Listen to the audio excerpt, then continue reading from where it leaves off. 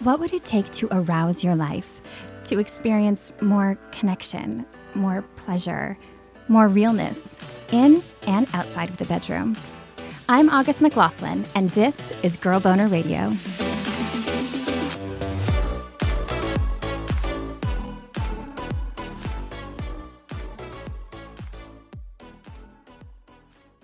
Hey, everyone. We're going to do something a little bit different today because I received a really touching email from a listener. With her permission, here is part of that message. Dear August, I wanted to thank you for your show, and in particular, for the episodes where you have talked to sex workers. My mother, who I never got to know, did sex work, and I only ever learned bad things about it. Or really, I learned bad things about her, honestly, because of that work. Hearing from actual sex workers on Girl Boner helped change things for me and healed a part of my relationship with my mom, even though she's gone. This isn't supposed to be a sad email. I'm actually in a really good place, and I just wanted to say thanks to you and your guests. I even got a membership on one of their sites, which has been awesome. Keep doing what you're doing, and thanks again. She asked me to call her LL for Lustful Learner. I love that so much, and I share that gratitude for sex workers and am so grateful that I've had the opportunity to learn myself and have these conversations with brilliant folks who are so caring and creative and unique. So in honor of LL and her mother, we're going to celebrate sex workers' wisdom today. I sent Makenzie Mizelle out into the field, virtually, to interview several sex workers about some of their top sex tips, including some of the personal experiences behind them.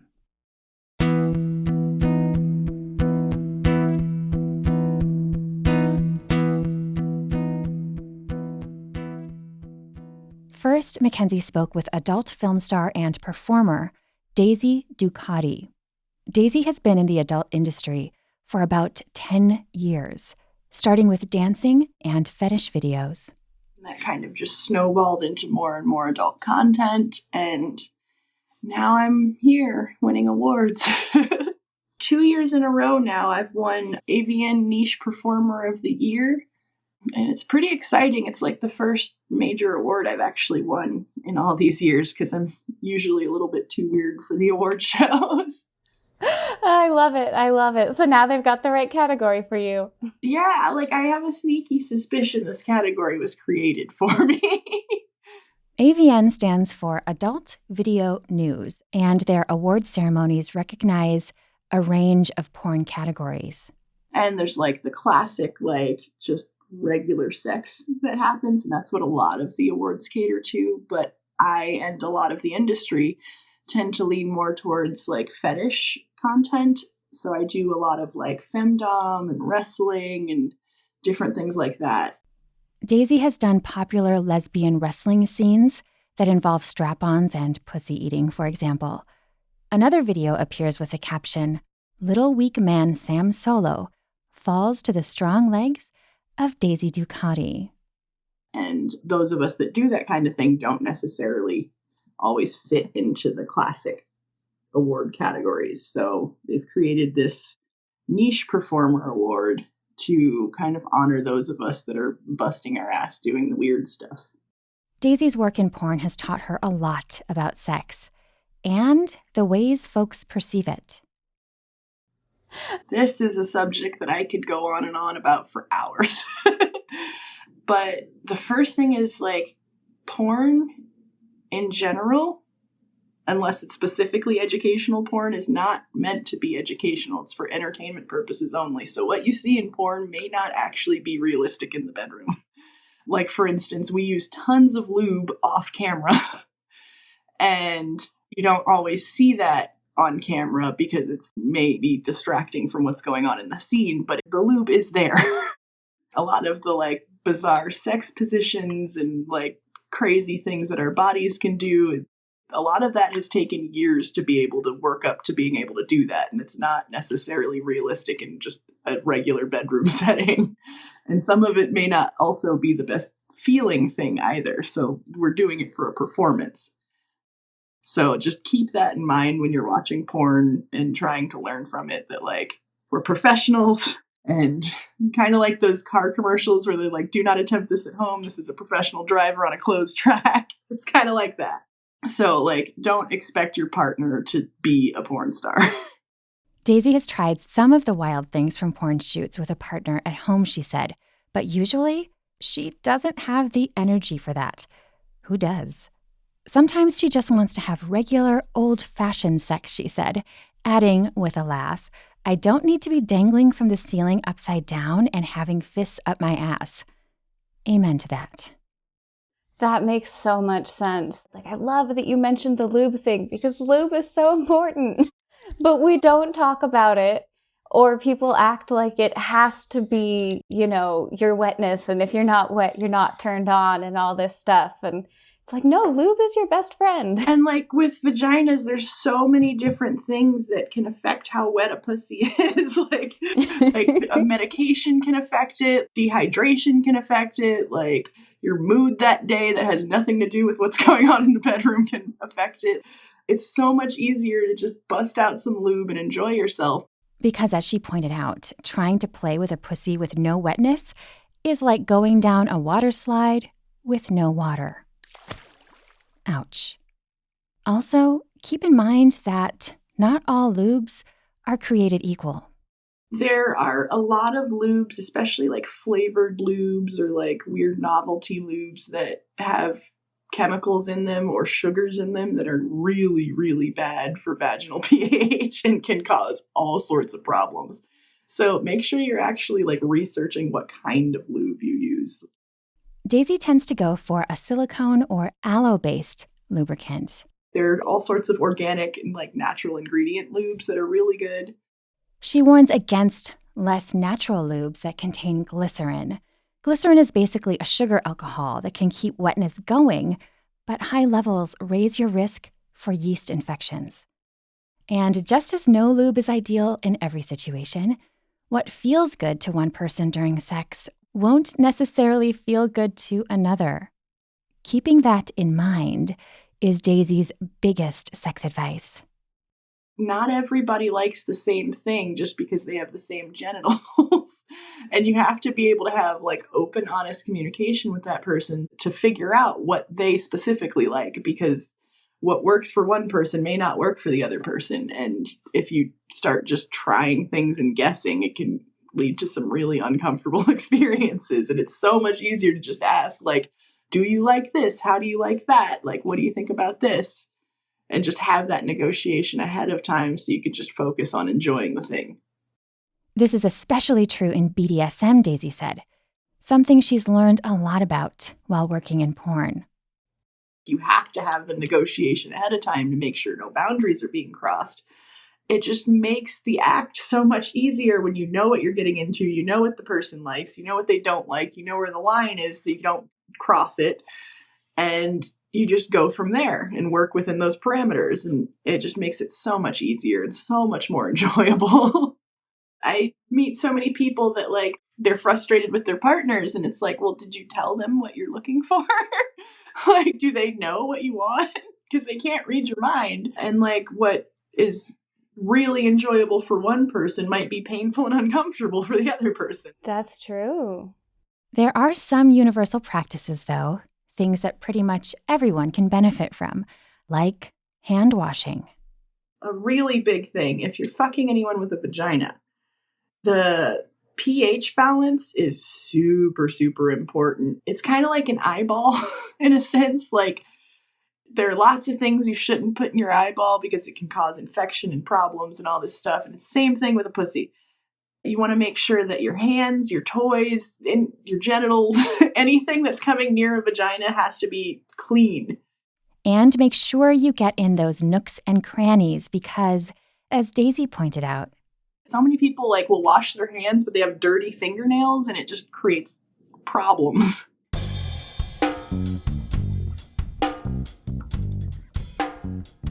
Next, Makenzie spoke with sex worker NatsHoney. Let's see, what do I do? What do I not do? I manage artists. I teach right now. I teach pole dance. I am a board member with Strippers United. I am also founder and director for Artistplex, which is an up-and-coming business for sex workers. I also have a kid, so Great, amazing. there's that. I like to perform, so I usually do that only for stripper-based shows. That's kind of like my line. I love pole dancing, but I will not dance anywhere where it's not highlighted that strippers are performing. Certain venues have asked her to perform in a show calling her a pole dancer, as though that's classier than calling her a stripper. But she's proud of her stripping work, and she wants that at the forefront. I started in the industry in 2000. If we're being completely honest, more like 1998, and I did not start as a dancer. I actually started as a streetwalker. And then I came to dance clubs probably about 2 or 3 years later in 2001. I think it was the year I turned 21. That's when I started in the clubs. Did that until 2008. At that point, I opened up a cannabis collective. And in 2016, I went back to dancing. And now I'm not in the club anymore and only doing the shows. So I have a lot of history when it comes to being a sex worker, for sure. During her career, NatsHoney has learned quite a bit about her sexuality, especially in recent years and since meeting her husband. So before meeting him, I was in a relationship that was for a few years, and then that ended. And I was, I don't know, casually not really dating. There was like one person, and I was like, oh, he's cute. And I remember standing next to him and not knowing like how to go about kissing him or thinking he was going to kiss me. It was very awkward. And that's always been like a thing for me. Like situations personally have always been awkward for me. And so time went on, nothing happened with that person. But then who is now my husband, he comes up, and feeling comfortable around him. I remember him embracing me with like a hug on a night after a competition. So it was something like I was already elevated and high, endorphins are going, it's a great night, and we haven't did anything with each other. We're just kind of waiting. We both want to just see where things are at. And I remember being embraced. I remember us hugging, and I remember feeling very comfortable. And then later on that night we had sex. But when I look at it in hindsight, I'm quite sure it was the security I received from the hug in that moment of that night, without even knowing that is what gets me. Like, I see you. I see you. That's how it felt. That happened about 8 years ago, and NatsHoney still feels a lot of warmth when she talks about it. Partly, she said, because the past year has been a roller coaster. One that's helped her embrace her identity under the asexual or ACE umbrella. The ACE umbrella includes orientations that fall somewhere on the asexuality spectrum. You may not experience any sexual attraction, or you may embrace it only in certain situations or on rare occasions.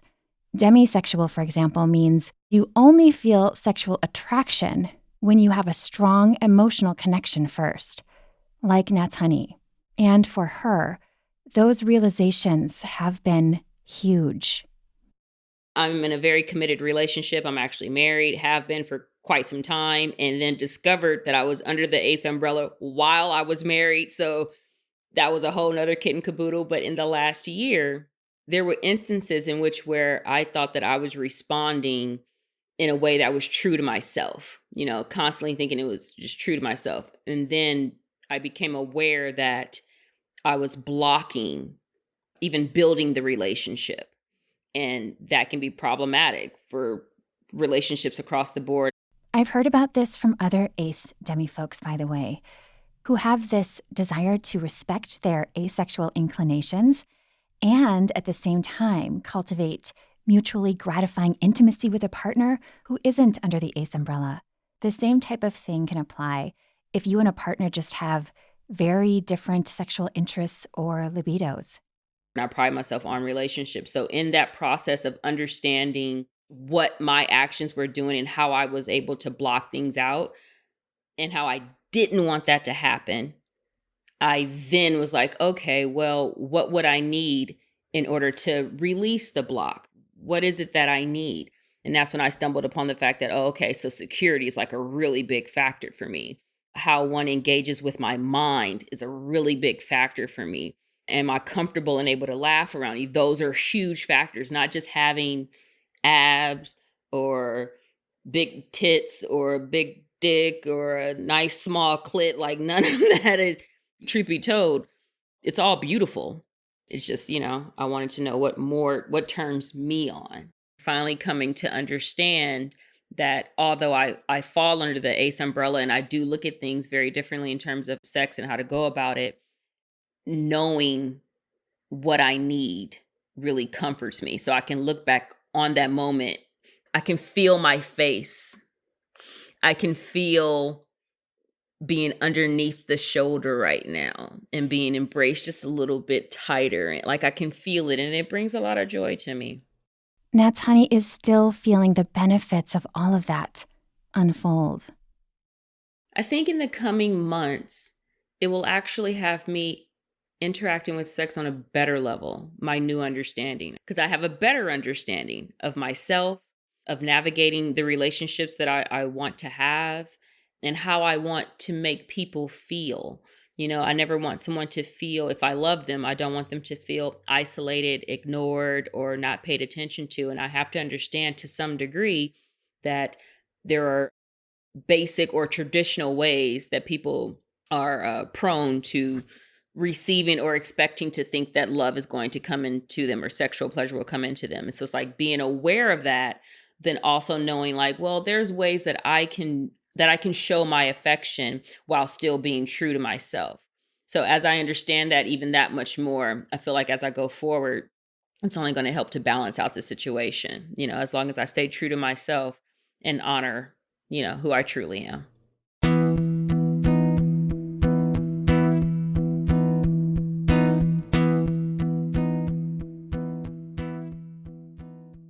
If you're on a similar path, NatsHoney really recommends masturbation. Because even in those moments when you don't have a partner for comfort, if you know how to self-please, you know what you're thinking of when you're pleasing yourself. Your mind can go wherever you want it to go, and that can help you to have a healthy relationship later on with others because you know what you want. I think ultimately it always comes back to you. And then after you can really like dial in on who you are, what you feel, what you want, you can then service and give. Once you're ready to bring those learnings into partner sex, her top advice is this: stay aware of what turns you on. And not necessarily having those things be sexual in nature. Some people are like, I like to be kissed on my neck. And that's not necessarily me. I need security. I need laughter. It's huge for me. If I feel secure within either the relationship or the atmosphere or even the situation, like if we're out and we're doing something, it relieves so much stress that I'm already dealing with. And then being under the ACE umbrella, I'm not thinking like your body turns me on. I'm looking for other things to make me stop thinking about what I'm thinking about, to reduce stress within the mind, reduce anxiety within the mind, so I can truly be free and live free in those moments. And it took me a very long time to understand that about myself and to know that about myself. You got to know yourself. You got to know what turns you on and not be afraid or ashamed of how that may look or how it may be different compared to the next person.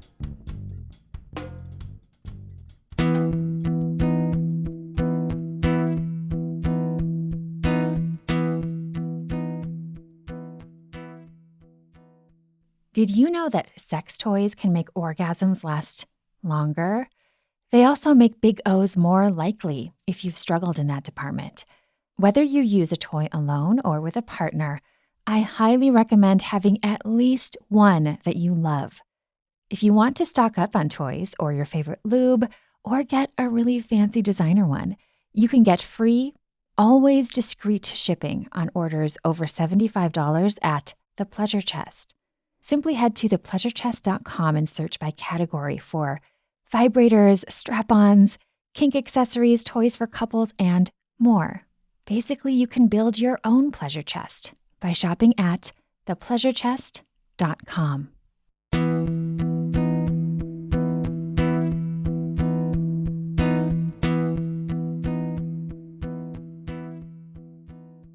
Last, Makenzie spoke with Steph Sia, who also goes simply by Sia. Sia considers herself a creative person who wears many hats. Her journey into sex work started about 10 years ago. At the time, she had just gone through a breakup and was pretty broke when a friend suggested she look into seeking arrangements. Her friend explained that it's this website, and I know you like older guys, so, you should maybe look into that, and you can get paid to go on these dates. And I was like, okay, cool. Like, getting paid? Sure, I'm really broke. So that sounds like a great idea. But little did I know, I was just so naive going into it. And I was like 24 at this time. I didn't know about like the whole, like, okay, the site is primarily to, yes, meet wealthy older men, but also in exchange, usually for sex. There was no one I could talk to about this because I didn't really know anyone was doing this. It's very hush hush. And as you know, the sex industry is highly stigmatized as well. So that happened. And that was kind of my entry into the industry. I then started going to pole dance classes. I basically became a stripper not too long after that. And then after that, kind of dipped my toes into content creation. I have an OnlyFans, making custom videos, and now I'm also a cam model. Sia also has vanilla jobs, meaning outside of sex work, and juggling her busy schedule paved the way to her top sex advice. One of my vanilla jobs, like, I have to get up at 5. So when it came time to get busy with her partner in the evenings, I just kept falling asleep. And I acknowledge that problem. That is definitely a problem, especially if you're like trying to, watch a movie, have a romantic night in, and, like, sex might be on the menu. On top of that, Sia's sex work takes a lot of energy, including sexual energy. A lot of the nature of my work is very sexualized. So, of course, with camming, I'm chatting with a lot of guys, I'm getting naked and doing my thing. And same thing with stripping and also like making custom videos and stuff too. And it can take like a lot of emotional energy out of me. And it can also suck out the actual sexiness out of my job. For example, when I'm camming and I'm on an exclusive, like a private one-on-one show, basically like the guy jacks off and then he comes and then like the video just ends. And then we're like, oh, okay, I guess I'll just put my clothes back on. And then you just wash and repeat kind of cycle going on. So all of that combined meant that when it came to sex with her partner, the spontaneity thing, honestly, was just getting really difficult for myself and my partner, and just wasn't a realistic thing to rely on. Sia knew that they needed a change because sex is important to her. It's a really big part of our relationship, and it really just brings us so much closer together. Like, I literally feel closeness, especially like the day after we have sex. So I knew that this is something like, okay, like we really need to take charge of this and get this under control. Because I don't want this to snowball into a larger thing, or, if things get left unsaid, then it turns into a larger problem. So that's why we were like, okay, let's take the reins on this and try to see if we can, package it in a different kind of way. Sia didn't want to come at it with any shame, she said. No complaints or negativity. I just really wanted to talk about this. And I really think a great way of solving problems is just by talking about this and not sugarcoating things. So literally, yeah, the conversation just went as we were talking now, just saying like, hey, like I'm noticing like we're not having much sex. And I notice we just have sex a lot on vacation, but like we're not always on vacation. I want to have sex here. I really want to see if this is a feasible change for us and if there's anything I can do to make this a bit more frequent or like more of a regular thing. That's something that's really important to me. And I just want to hear your thoughts on this, if you have any thoughts. And then, of course, we chatted about it and he agreed with me and was like, no, let's definitely try to make this work, something that works well for both of us. And you don't know until you try. So that's why we started like going into the whole scheduling business of our sexual activity. Scheduling sex.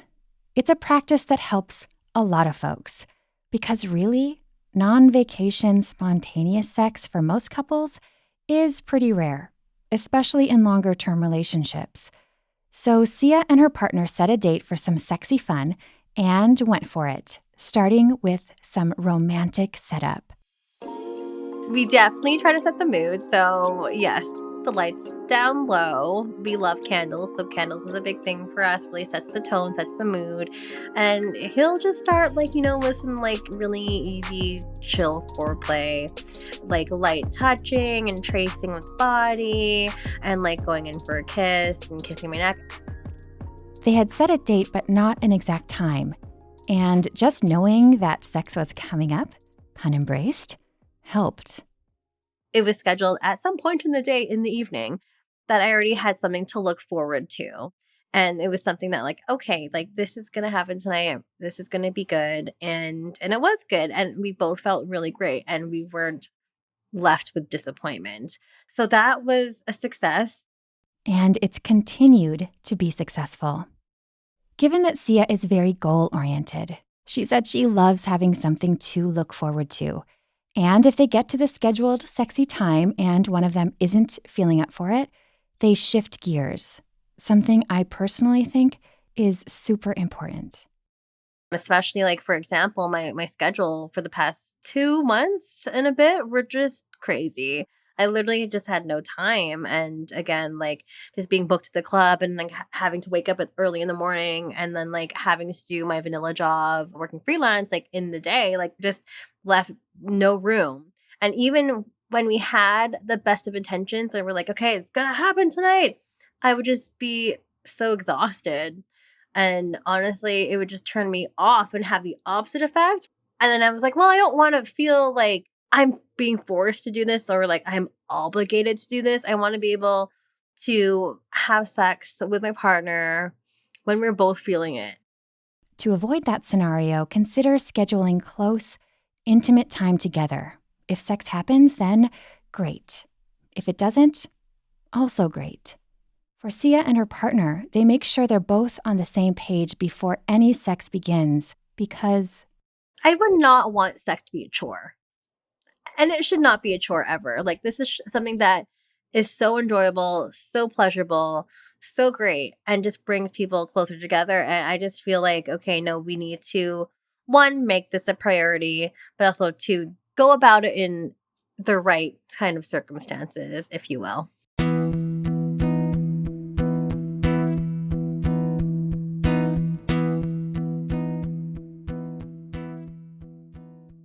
if you are interested in scheduling sexy time and feel intimidated by the process, Sia wants you to know that you are not alone. I understand that this kind of suggestion or even approaching this conversation, this whole idea sounds really foreign and can be really scary to approach whoever you're sleeping with about it, especially if they're in a similar situation like mine, where it's just I don't have any time. And it's just not it's not important. It is important, but there's only so many hours in a day. So my advice, and this can take, a bit of building up the courage to speak about it, but try and be as transparent and open as possible, not trying to sugarcoat anything. You're just being real and coming from a place of hey, I really want to improve this, or I really want to try this. Aim for an encouraging tone, she said, rather than, this isn't working and we need to do something about it, or using an aggressive tone. It's all about how it's delivered, I would say, and really just being vulnerable and expressing yourself and the emotion that comes behind it as well. And even if you're busy, Sia recommends slowing down a bit once you get to your scheduled time. If you are afforded that luxury, take your time and just, get into the things and just be into one another. I think that's really, really nice when that happens, and I always enjoy that as well. So take it slow.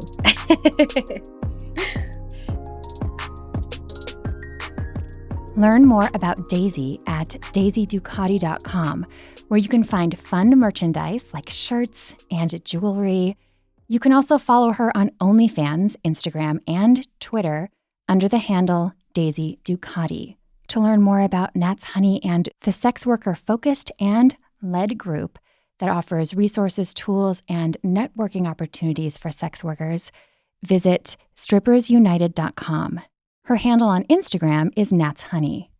For more from Steph Sia, check out her podcast, Stripped by Sia, which is all about destigmatizing sex work. Follow her on Twitter, Instagram, and Patreon under the same name, Stripped by Sia. If you missed Makenzie talking about their own journey into sex work, you can hear that in November's episode, Awkward Date Confessions. And if you are enjoying Girl Boner Radio, I would love it if you would leave a rating and review on Apple Podcasts, that's the purple iPhone app, or in the iTunes store. You can also join my community at patreon.com/girlboner and find fun bonus content on Instagram at girlbonermedia. This episode was produced by me, August McLaughlin, with Makenzie Mizelle. Thank you so much for listening.